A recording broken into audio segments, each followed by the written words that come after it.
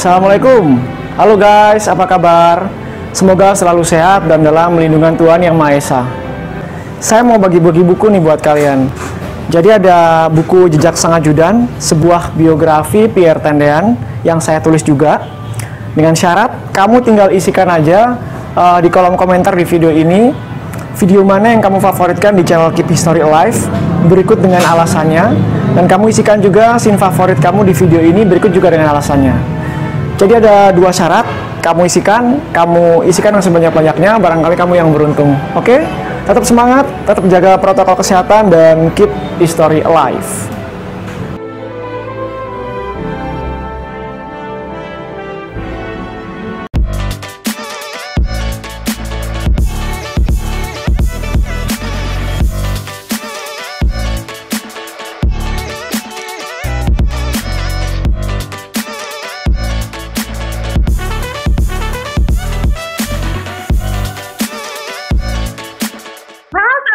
Semuanya dan sahabat Forio tentunya, kali ini berbeda sekali nih, podcast kita kedatangan orang yang seru banget karena kali ini kita akan membahas tentang sejarah. Waduh, bisa jadi ikonnya milenial nih yang bakal kita kulik-kulik tentang sejarah.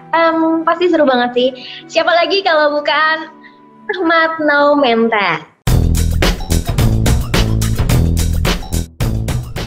Ini seru banget, karena tadi udah dibilang sama Sobat Kuyo dan Forio, kalau misalnya lo tuh sangat tertarik tentang sejarah. Dimana saat ini, ya kan, yang kita tahu kan orang kan males banget sih sebenarnya. Udah ngomongin sejarah pasti udah panjang, terus juga kita harus tahu data, dan menurut banyakan orang lebih enak tuh buat membahas hal-hal yang kekinian. Nah, sekarang Masnya lagi sibuk apa nih? Gue sekarang sibuk, kalau sehari-hari kan kita kerja ya. Jadi gue juga banker di salah satu bank BUMN, Bank BRI. Terus ya setiap hari juga ada aktivitas-aktivitas seperti olahraga, dan kita coba untuk work-life balance gitu. Work-life balance itu bukan cuma olahraga, kemudian juga kita harus menyeimbangkan juga antara mental dan juga fisik kita menyalurkan hobi kita, passion dan lain sebagainya, seperti menulis, terus juga ngobrol-ngobrol tentang sejarah kayak gini juga saya jalanin juga tiap hari gitu. Oke. Nih kalau misalnya banyak orang bertanya, kenapa sih lebih suka untuk mengulik tentang sejarah? Kenapa? Kalau jawaban personalnya lebih ke gini sih, karena kalau sejarah itu adalah sesuatu yang sifatnya kontinuitas gitu, karena setiap masa, setiap kejadian di suatu masa itu pasti nanti akan berulang kali terjadi, nanti akan terjadi lagi. Nah, dengan cara kita memahami, setidaknya kita tahu lah ya, mempelajari atau mungkin dari baca atau mungkin dari nonton, kita setidaknya tahu ada gambaran-gambaran apa di setiap masa itu pernah terjadi. Bukan tidak mungkin, karena di masa yang sekarang kita jalani atau mungkin ke depan itu juga nanti akan terjadi lagi di masa-masa yang sudah terlewati seperti itu. Dan kalau saya pribadi emang dari kecil memang udah terbiasa gitu diasuh dengan buku-buku sejarah, karena keluarga saya keluarga akademisi ya kebetulan. Jadi di sana juga banyak buku-buku yang berbau-bau sejarah seperti itu. Terus juga dari kecil kita, kalau anak-anak kecil lain tuh traveling diajaknya ke tempat-tempat hiburan kayak gitu kan. Kalau kita diajaknya ke museum, ke candi-candi kayak gitu. Jadi udah terbiasa. Asik aja gitu kita melihat kayak jenama atau mungkin relik-relik pada masa itu, atau mungkin bangunan-bangunan yang dulunya pernah terjadi sebuah peristiwa bersejarah. Itu kita kayak berfantasi atau mungkin seolah-olah melihat ada apa sih di masa lalu. Nah, itu mungkin kalau orang yang, makanya akhirnya nyambung juga dengan hobi menulis. Orang kalau menuliskan biasanya dia punya visual gitu di kepalanya, terus kemudian dia coba untuk representasikan melalui tulisan. Akhirnya kan nyambung juga gitu. Nah makanya mungkin dari sini akhirnya saya menulis juga kan. Iya betul iya kan, akhirnya memutuskan akhirnya menjadi penulis. Nah bukunya nih sangat bikin bertanya-tanya. Judulnya Jejak Sang Ajudan, ya kan? Benar? Jejak Sang Ajudan, sebuah biografi Pierre Tendean. Iya, kenapa sih harus sosok Pierre Tendean? Kenapa nggak sosok yang lain? Ya tendean. Iya. Jadi sebenarnya kalau kita ngomongin tentang sejarah gitu, kayak passion saya di sejarah, orang kan pasti punya klasifikasi sejarah di era mana yang paling difavoritkan gitu. Kalau saya memang karena basicnya suka sejarah overall, terutama mungkin sejarah Indonesia ya, itu nggak tahu, saya benar-benar rasa cinta saya terhadap sejarah Indonesia itu luar biasa. Bukan yang kayak di shaping atau pencitraan kayak apa ya, tapi emang benar-benar saya emang tertarik banget dengan sejarah Indonesia itu kayak gitu. Nah pada akhirnya di prosentase rasa kecintaan saya pada setiap era atau timeline sejarah itu kan akhirnya merujuk ke satu era gitu, sejarah modern lah istilahnya gitu. Nah akhirnya jatuh ke di sejarah modern di era tahun 65, karena memang mungkin paling gampang kita mendapatkan saksi-saksi atau mungkin bentuk-bentuk benda-benda yang masih bisa kita dapatkan sebagai relik pada masa itu ya di sekitar tahun 65 itu benar-benar yang akhirnya rasa kepo saya luar biasa. Akhirnya juga saya memutuskan kan gini, kalau kita mulai di nulisnya dulu ya, karena saya sendiri juga sebenarnya punya passion nulis dari kecil. Sering waktu itu dikirim untuk lomba karya tulis ilmiah pelajar gitu waktu sekolah kayak gitu. Akhirnya kan nulis terus, tapi kan nulis itu memang benar sih kalau namanya penulis itu legitimasinya adalah punya buku, sama kayak penyanyi legitimasinya punya album, punya single kayak gitu kan. Benar-benar. Cuma buat saya pribadi, namanya kita menulis itu ya mau punya buku atau enggak, yang penting kita tetap berkontribusi melalui tulisan kita, melalui pikiran kita untuk bisa menginspiring orang lain gitu lah istilahnya gitu. Minimal kita bikin tulisan yang nggak mengajak pada satu keburukan lah ibaratnya seperti itu. Kira pada satu momentum saya memutuskan untuk saya pengen nih nulis buku. Sebenarnya buku pertama saya bukan Jejak Sang Ajudan ini, jadi buku tentang self development. Yang akhirnya pada satu momentum laptop saya hilang, akhirnya ya udah filenya hilang gitu, nggak ada backup sama sekali. Berikutnya saya pengen nulis, itu masih belum kepikiran untuk nulis sejarah, karena buat saya sebagai orang yang punya passion di sejarah, saya tahu banget bahwa sejarah itu sifatnya faktual, sesuatu yang ya bisa dibilang berat lah, nggak sembarangan untuk nulis gitu. Meskipun saya punya passion, saya sering bikin ulasan tentang sejarah di sosial media misalnya.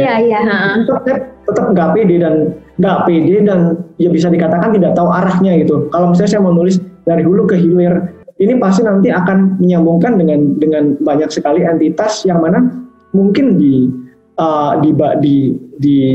posisi saya sekarang itu saya nggak memungkinkan lah istilah gitu masuk ke dinas sejarah atau mungkin ke orang-orang yang terkait dengan sejarah, karena sehari-hari saya sudah berprofesi sebagai banker gitu. Itu seperti itu. Tapi ya itu sih kalau namanya sudah semesta merestui, kita punya niatan baik gitu, kita semesta merestui, akan dengan mudah gitu dipertemukan dengan orang-orang dan juga momentum-momentum yang mempermudah kita untuk menyelesaikan itu.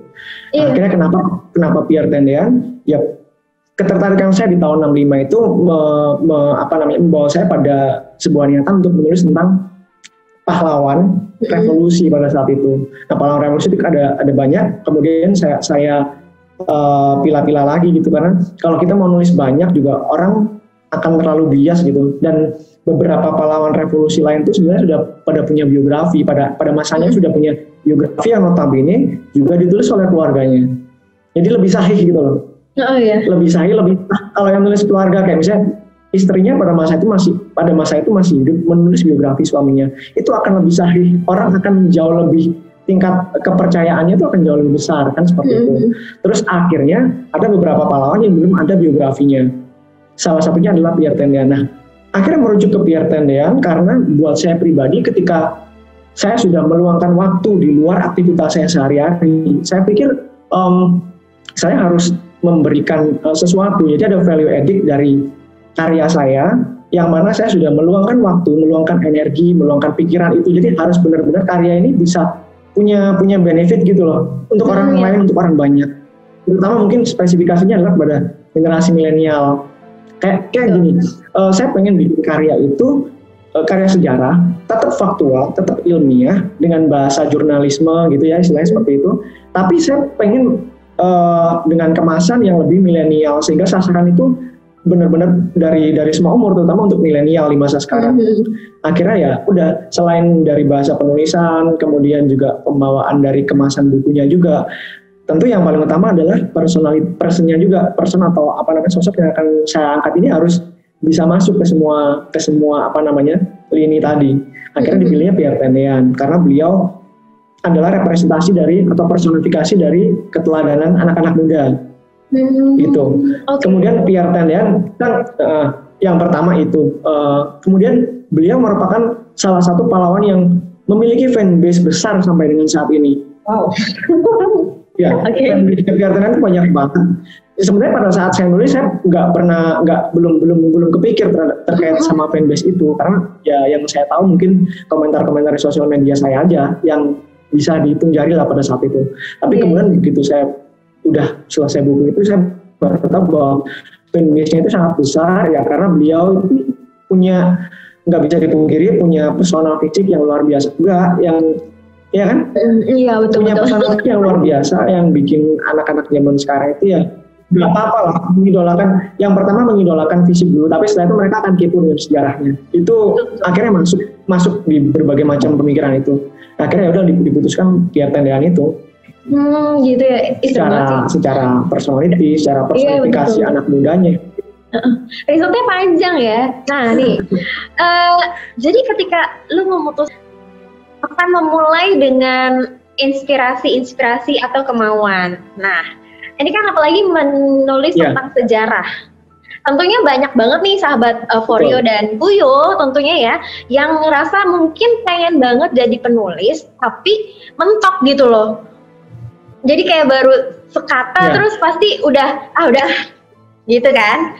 Nah, gimana cara menjaga konsistensi gitu. Jadi karena tadi balik lagi ya, bahwa saya melakukan aktivitas ini kan sifatnya passion ya, bukan pekerjaan utama gitu, ibaratnya kayak gitu. Artinya saya harus sudah punya pikiran bahwa saya akan meluangkan banyak waktu, meluangkan energi saya, meluangkan banyak hal, termasuk mungkin materi juga yang saya keluarkan untuk riset, atau mungkin datang mengunjungi narasumber dan juga saksi hidup pada saat itu gitu. Di situ saya udah mikir bahwa berarti yang saya bikinnya harus benar-benar punya nilai gitu, punya value. Nah, sepede itu kita harus kemudian meyakinkan diri, harus punya kepercayaan diri, udah terplanning, ada blueprintnya gitu. Jadi saya pengen percaya nggak? Jadi pada saat buku itu belum ditulis, buku itu belum kasarannya mungkin kerangka berpikirnya belum ada. Saya itu udah punya pikiran, udah punya desain. Buku ini harus warnanya seperti ini. Desain covernya harus seperti ini, harus pakai huruf ini. Jadi saya udah punya pikiran. Setelah itu sebelum saya menulis, saya bikin kerangka berpikir yang bentuknya kayak makalah ya istilahnya ya. Makalah itu nanti yang akhirnya karena buku ini juga saya kan ada rekan juga untuk menulis, dan juga ada seniman fotografi, seniman pemulas foto yang dia membantu saya untuk mewarnai foto-foto si Pierre Tendean atau foto-foto yang bersejarah ini, merestorasi sehingga berwarna dan seperti baru gitu. Itu yang makalah itu saya bikin untuk saya sampaikan ke mereka. Nah, pada saat makalah itu baru jadi, saya udah bikin desain untuk cover buku. Cover buku itu saya taruh sebagai display di handphone, display juga di laptop. Jadi itu saya lihat tiap hari, menjadi motivasi buat saya. Berarti saya harus buku ini harus realisasi, itu kayak gitu. Begitu. Oke deh. Akhirnya pada saat sudah punya tujuan seperti itu ya, insya Allah energi kita itu akan optimal di sana. Kita benar-benar total gitu, misalnya kayak kemampuan saya menulis juga saya optimalkan di sana, kemampuan saya terkait dengan digital marketing atau mungkin terkait dengan desain dan lain sebagainya. Kan ini layoutnya dan juga covernya itu juga saya yang bikin. Nah, menulis dan sekarang juga menjadi konten kreator, ya kan? Mulai dengan membangun YouTube channel. Bagaimana sih kepikiran akhirnya untuk membawa secara visual nih ke YouTube nih? Itu nggak sengaja juga, jadi nggak ada di pikiran sekali, nggak pernah direncanakan sama sekali. Tapi ya tadi saya bilang mungkin memang semesta udah punya rencana gitu, melanjutkan dari tulisan, ternyata saya masih bisa punya talenta lain untuk bisa mengemas dari tulisannya menjadi sebuah visual. Yep. Itu awalnya. Jadi setelah buku buku jejak sang raja jadi itu akhirnya linked atau relasi saya dengan saksi-saksi sejarah atau keluarga-keluarga dari para pahlawan itu akhirnya terjalin dengan sendirinya gitu kan. Terjalin dengan sendirinya, terus kita sering ketemu, meet up, terus ngobrol-ngobrol, bahas-bahas. Nah, satu ketika saya ketemu sama cucunya Jenderal Abdul Haris Nasution di rumahnya di Menteng. Saya ketemu dengan cucunya, mungkin namanya Mbak Marina, mungkin kalau lagi nonton, saya udah lama banget gak ketemu sama beliau. Terus ketemu sama beliau, memang kita mau ngobrol masalah sejarah, kita mau ngobrol tentang, ya adalah mungkin kalau ada rencana-rencana tentang meet and greet sama anak-anak milenial, bahas sejarah itu arahnya ke sana. Nah di saat itu saya lagi jalan sama temen, dia anak PH. Ini mobilnya banyak peralatan, bawa kamera kayak gitu Mbak, di mobilnya itu. Nah, saya biasanya kalau ketemu sama orang, mungkin emang lagi bahas sesuatu, saya minta didokumentasi, difoto aja. Tolong difoto gitu, nanti saya bisa sharing-sharing sama mereka di sosial media kan. Nah ternyata, waktu itu dia langsung nyalain kamera saya dikasih clip on gini, udah nggak usah difoto, kamu ngomong aja ngalir.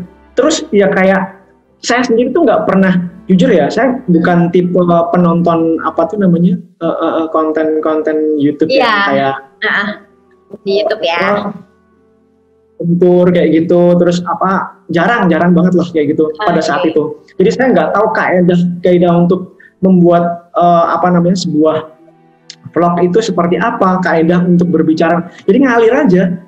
Video pertama kan yang ini, kalau mungkin si V juga nonton itu yang di rumah Menteng, yang di rumah Menteng, yang darah Ade Irma Suryani itu pertama kalinya.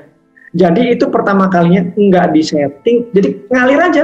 Makanya kan dengan Mbak Ina ini kita gimana? Udah kita jalan aja kayak orang kultur. Padahal saya juga belum pernah nonton yang namanya kultur. Kita ngobrol aja, karena kan ya ibaratnya gini, kalau kita sedikit banyak tahu tentang sejarah, tentang apa yang mau kita eksekusi di rumah itu kan, paling nggak ketika udah ada di sana, ada narasumber berbicara, saya pun juga bisa nimpalin kan gitu. Betul. Akhirnya sinergis dan udah jadi aja. Ternyata banyak yang suka. Akhirnya, banget.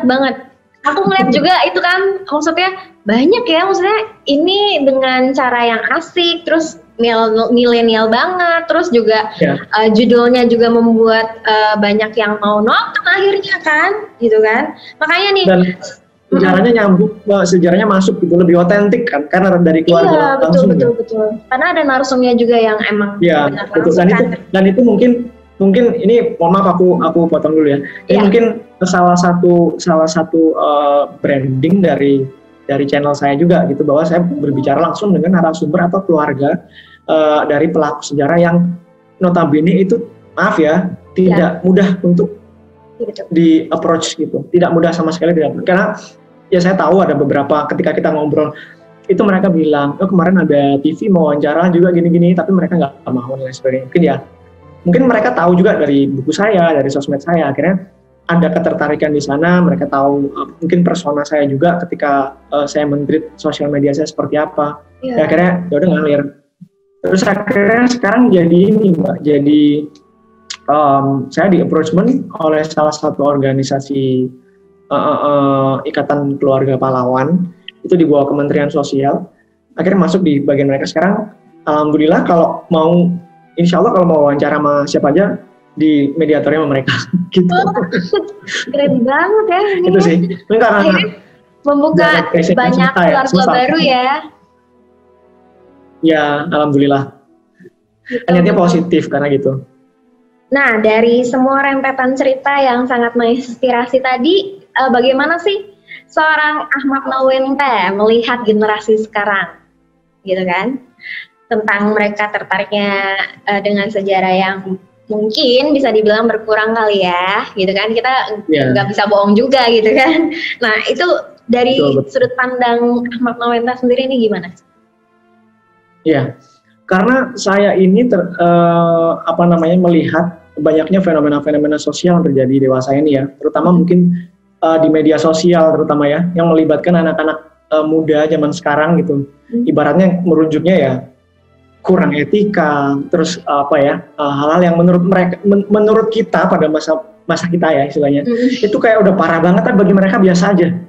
Aku merasa ini kayak ada degradasi itu memang degradasi moral, degradasi etika semacam itu.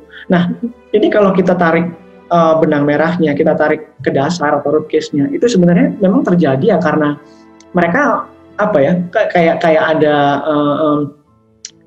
acuh tak acuh terhadap lingkungan mereka, acuh tak acuh terhadap budaya mereka.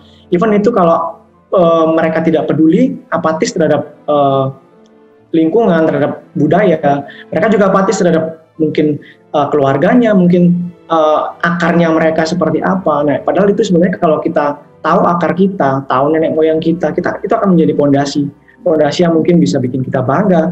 Yang even itu setelah kita bangga, kita akan berusaha juga kan, gimana sih nenek moyang gua udah dengan keterbatasan seperti itu di masa itu bisa melakukan banyak hal. Terus kita mau ngapain? Sementara kemajuan teknologi seperti ini, lu mau apa aja sekarang udah bisa diakomodir gitu. Kan sayang banget. Ya, oke. Kalau misalnya kemarin udah berhasil untuk punya buku, terus sekarang punya YouTube channel. Nah, ada project-project apa lagi nih yang bakal dibikin gitu kan? Apakah nanti mungkin akan ada pameran atau mungkin webinar ya? Mungkin ya. Oh, kalau webinar kan emang lumayan aktif juga. Webinar terkait sejarah udah lumayan aktif ya. Apalagi mungkin udah approachment dengan organisasi Ikatan Keluarga Pahlawan itu yang organisasi kementerian juga. Mereka sering membuat webinar dan alhamdulillah juga melibatkan saya mungkin sebagai perwakilan milenials juga kan gitu. Dengan narasumber keluarga pahlawan itu sudah berjalan cukup intens juga. Yang ada di kepala saya memang sekarang ini kita ya mungkin melalui organisasi tadi ya, kita ingin mengupayakan gitu untuk banyak lagi acara-acara di televisi mungkin terutama ya yang bertemakan sejarah. Entah itu nanti itu bikin acara kayak ala-ala podcast gitu yang iya. Oke. Nih, Mas, aku ngelihatnya nih Mas Menta sosok yang positif, yang semangat, yang terus berusaha menginspirasi orang banyak gitu kan. Nah, punya pesan nggak atau mungkin motivasi hidup yang bisa dibagi nih kepada Sobat Foryo dan Kuyo gitu kan?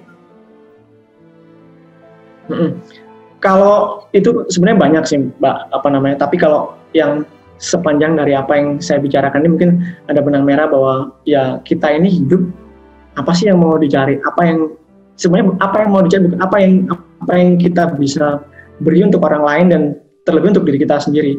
Caranya ya apresiasi apa yang kamu punya, apresiasi apa yang kamu punya secara baik lah, dioptimalkan apa yang punya, banyak bersyukur gitu. Tadi kita udah ngobrol-ngobrol seru nih ya kan. Nah sekarang kita masuk ke Q&A-nya netizen. Netizennya itu adalah Sobat Kuyo dan Foryo. Ada ada 4 pertanyaan nih. Oke, Mas Ahmad. Jadi ada yang nonton G30 STKI Saksi Bisu di Rumah Menteng itu. Nah, nanyanya gini, Mas Ahmad ngerasa hal aneh nggak waktu bikin itu? Mungkin horor gitu? Hal aneh itu maksudnya mistis gitu? Ya. Mistis maksudnya? Ya.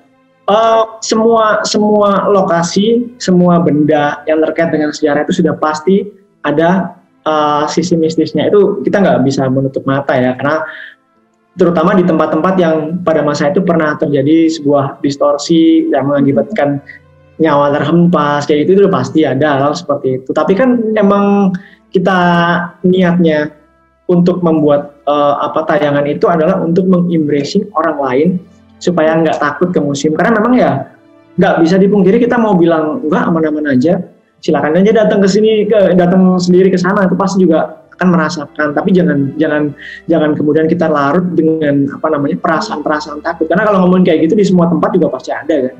Iya sih. Gitu loh. Tapi waktu itu nggak ada ya, aman-aman aja ya waktu itu ya. Ya ada lah. Ya pasti ada lah. Tapi takut nggak sih, kan? Insya Allah enggak.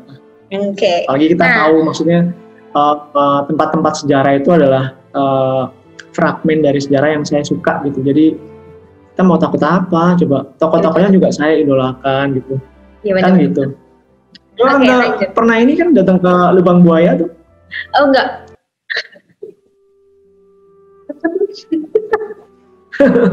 Gue penakut. Takutnya gitu. Takutnya ketemu temen di situ. Oh iya, ketemu mantan.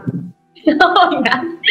Nah, kalau jadi banker harus pinter matematika nggak, Mas?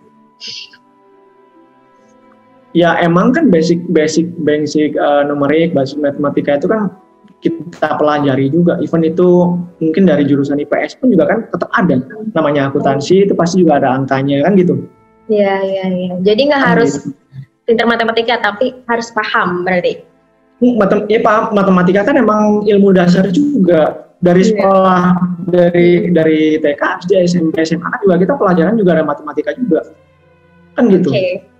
Tapi kan setiap korporasi atau mungkin setiap bidang tertentu dalam profesi itu nantinya akan ketika masuk di kualifikasi nantinya kan juga akan disekolahkan lagi, ibaratnya gitu.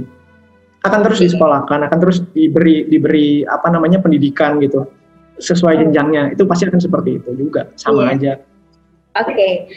Jadi Mas Ahmad sebenarnya cita-citanya jadi apa sih? Adanya cita-cita nih, Mas. Dari kecil ya. Saya tuh dari kecil sebenarnya memang nggak tahu ya. Ini saya baru keinget sekarang. Karena kan kalau dulu kita kecil suka nulis kayak buku diary gitu kan ya. Data nama, tempat tanggal lahir, cita-cita. Ternyata saya tuh sempat nemu di gudang. Itu diary saya kelas 3 SD kalau nggak salah. Saya pernah di situ nulis cita-citanya adalah wartawan. Oh. Kelas 3 SD udah kepikiran jadi wartawan. Keren banget. Ya. Dan nggak tahu ya, maksudnya gini, sekarang saya punya buku dan juga YouTube yang ternyata banyak orang yang menilai itu kemasannya agak-agak jurnalis gitu. Ya nggak sih? Arahnya kan gitu. Ketika saya menulis, arahnya jurnalis. Terus vlog saya juga dari cara saya berbicara itu menurut teman-teman itu gitu, agak jurnalis banget gitu. Bahkan teman-teman yang ada anchor, news anchor, terus wartawan juga ada yang bilang kayak gitu. Ya itu nggak tahu, maksudnya nggak pernah disetting, tapi ya. Iya benar-benar. Iya ya, kok bisa saya dulu cita-cita jadi wartawan, karena kalau sekarang nyambung sekarang. Oke.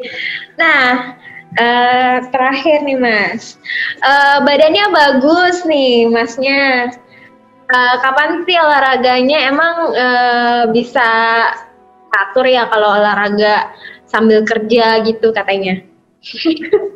Iya. Karena saya tadi udah bikin komitmen dan saya menganggap bahwa olahraga itu bagian dari booster ya. Kan kalau orang tuh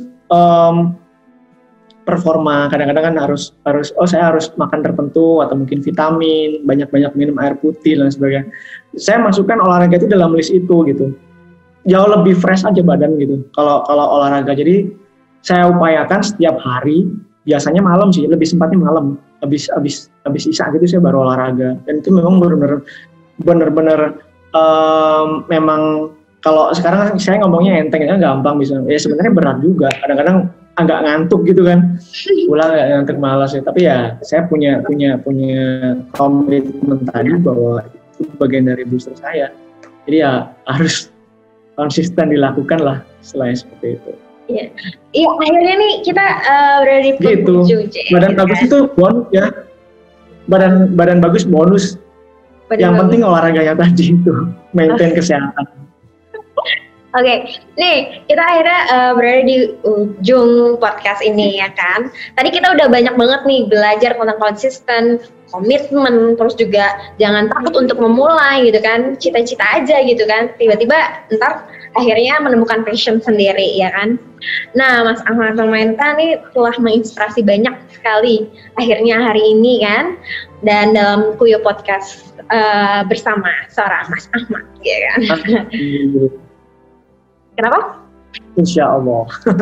Nah, Insya Allah.